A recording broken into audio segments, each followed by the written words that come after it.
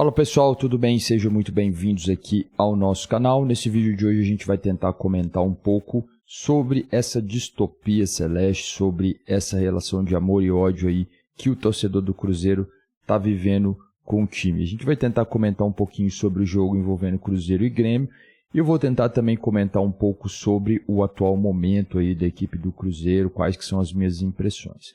Mas antes disso, se você gosta desse tipo de conteúdo, se inscreva aqui no nosso canal, deixe seu like, isso ajuda bastante aqui no nosso trabalho.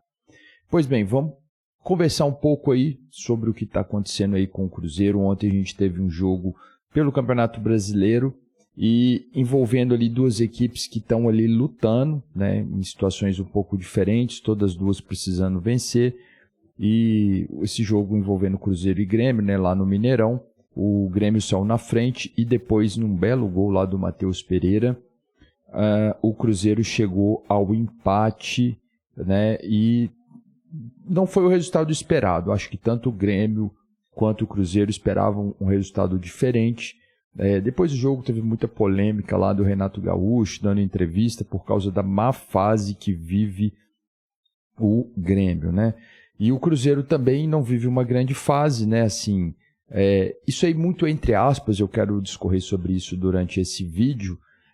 O torcedor ontem vaiou, né, o Cruzeiro, criticou o time, muita gente tem criticado inclusive o treinador, né, o Fernando Diniz, e eu quero conversar um pouco sobre isso. Se a gente for pensar no Cruzeiro há 6 meses atrás, 8 meses atrás, né, um ano atrás, que não é tanto tempo assim, né, a gente vê como o torcedor tem memória curta, né, o time passava por uma fase terrível, né, era briga ali para não ser rebaixado, um time com um elenco medíocre, um elenco fraco, assim, sem grandes estrelas ali, e tudo mudou, essa chave mudou quando o Pedrinho BH comprou o Cruzeiro, já falei aqui em outros vídeos aqui no canal e tudo mais.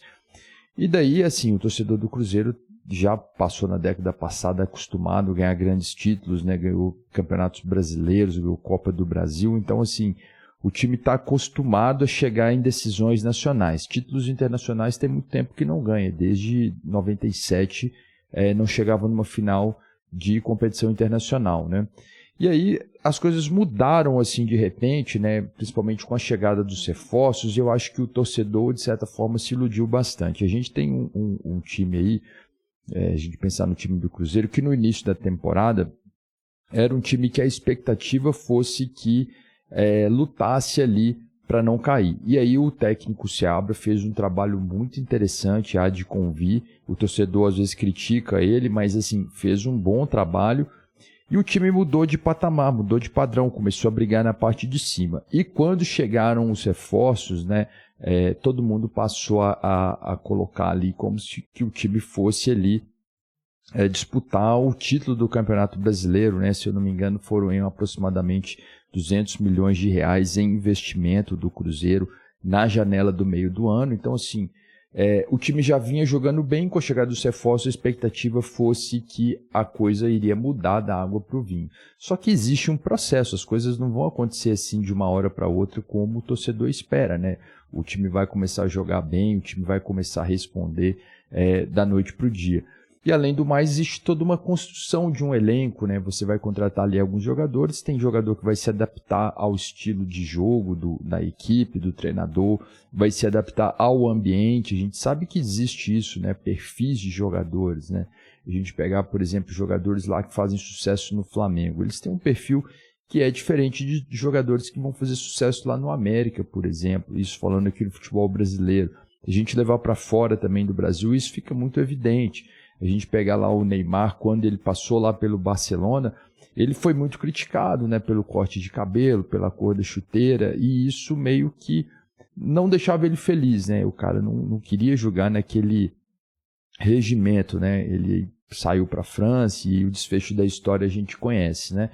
Mas então isso é um processo, né? Até o elenco ali se adaptar, todo mundo entender a forma como que deve jogar, né? Então isso é comum, isso acontece, não vai acontecer da noite para o dia. Então, assim, o técnico Seabra já passou a não ser um cara bom, contratou-se o Fernando Diniz, né, com uma grande expectativa, conseguiu um resultado interessante, mas assim, eu coloco muito entre aspas, porque a gente sabe que o Diniz é um cara que, para ele implementar ali a filosofia de trabalho dele, demora um certo tempo, porque ele tem uma maneira de jogar muito diferente, e não é assim, se adapta ao jogo como tá, independente de qual for o adversário, ele vai jogar da maneira dele, né? Então, implementar uma filosofia de jogo tão complexa como é a do Fernando Diniz, com certeza leva um tempo até que isso aconteça, né? Não é da noite para o dia. E só falando do Fernando Diniz, ele tem 12 jogos lá no Cruzeiro e apenas 2 vitórias. Então, assim, é um número de vitórias muito baixo. O Diniz conseguiu uma vitória importante que levou o Cruzeiro lá para a final da Sul-Americana, e lá na final da Sul-Americana foi atropelado pelo Racing, né? Mas, assim, de certa maneira, o que eu quero destacar aqui nesse vídeo é que a campanha do Cruzeiro e a temporada do Cruzeiro não é ruim, não são ruins de maneira nenhuma. Eu quero pegar aqui a tabela do Brasileirão, vou tentar colocar aqui na tela para a gente analisar. O Cruzeiro está com 48 pontos aí na 7ª posição. E é uma posição assim que perdeu vários jogos ali. Essa longa fase aí do Fernando Diniz sem vitória poderia ser melhor, evidente, né? Mas se a gente for pensar aqui, existem vários clubes aqui que estão atrás do Cruzeiro e que tem um elenco muito pior que o Cruzeiro. Eu já coloco aqui o Bahia, tem um elenco muito melhor que o Cruzeiro e mais caro que o Cruzeiro. Corinthians, Atlético Mineiro, o próprio Grêmio, Atlético Paranaense, o Fluminense, não sei, né? O próprio Red Bull Bragantino, que está lutando lá embaixo para não cair, vive um momento ruim, mas tem elencos melhores do que o Cruzeiro. Então, assim, de certa maneira, o que eu acredito é que o time do Cruzeiro não está numa grande fase, não vive um grande momento, mas se comparado com tudo aquilo que o clube passou, por um momento tão delicado que o clube passou, a fase não é ruim, o momento não é dos piores, né? E há de se colher frutos aí para as próximas temporadas desse trabalho que tem sido feito. O time está organizado, está ali bem montado, pode sim disputar uma vaga ali na Libertadores, né? Pode sim, quer dizer, conquistar, né? Disputar, já está disputando. E outra coisa também que eu achei que o torcedor pegou muito pesado foi em relação à Sul-Americana. Vi muita gente falando, esse título não vale nada, não vou comemorar. Já foi-se o tempo em que a Sul-Americana já não valia nada. Hoje em dia você vê na Copa Sul-Americana grandes clubes aí do futebol sul-americano. A gente vive hoje um fenômeno de clube SAF, como a gente está vendo aqui no Brasil, e essa crise desses grandes clubes. Então a gente teve uma Sul-Americana aí com Corinthians, Racing, Boca Juniors, Cruzeiro. Então, assim, grandes clubes, e uma final de Sul-Americana eu nunca tinha visto assim, uma final com casa cheia, com a presença tão massiva de torcedores, como foi essa final aí, Cruzeiro e Racing. E você pensar na premiação que a Sul-Americana entrega, além da vaga na Libertadores e uma vaga ali para você disputar, né, uma vaga não, né, uma final, né, que você vai disputar a Recopa com o campeão da Libertadores, né, poderia ser um jogo entre Cruzeiro e Atlético, né, lá no mundo dos sonhos, né, isso evidente não vai acontecer, mas é uma competição que ela tem valor sim, né, diferente do que o torcedor aí falou aí, né, da época aí que estava na final. Com certeza era uma competição que valia muito, né? Além dessa vaga no Libertadores, essa chance de você disputar aí a Recopa. Então, a coisa mudou. A Sul-Americana hoje vale muito, né? Então, mesmo o Cruzeiro não indo para a Copa do Brasil, essa vaga na Sul-Americana aí ainda tem valor. Bom, de forma geral, era isso as minhas impressões aí sobre esse atual momento do Cruzeiro. Eu queria só registrar 2 coisas aqui antes de encerrar esse vídeo. Parece que o Cruzeiro reabriu negociações para trazer o Dudu, parece que vão fazer um acerto ali nos valores, que talvez vão ser menores, né, do que o que era acordado lá no meio do ano. E também o Cruzeiro parece que formalizou uma proposta para o Gabigol. Então pode ser que na próxima temporada a gente tenha aí Gabigol e Dudu no Cruzeiro.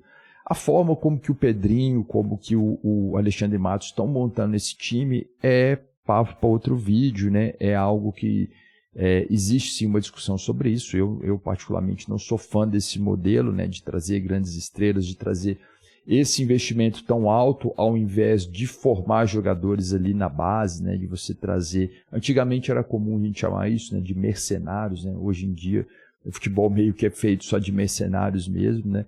Mas enfim, o Cruzeiro pode sim, ano que vem, estar mais forte do que esse ano. A temporada não é como o torcedor espera, mas sim tem frutos, eu acho que não é de se jogar fora. Então é isso. Deixa aqui nos comentários aí sua opinião. Fala aí o que você está pensando sobre esse elenco do Cruzeiro, sobre essa temporada, a próxima temporada do Cruzeiro. Eu fico por aqui. Um abraço a todos e até a próxima.